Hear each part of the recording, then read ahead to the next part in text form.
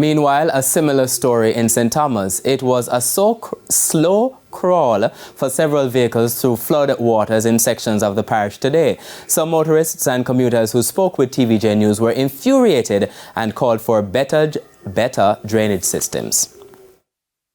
See the water there? Like of the whole of the primary school crossing. When you check the man them and fix the drain that you can contain the water. Yeah. All of this are the problem. Not the last part, it is the Baptist part. Nothing can pass.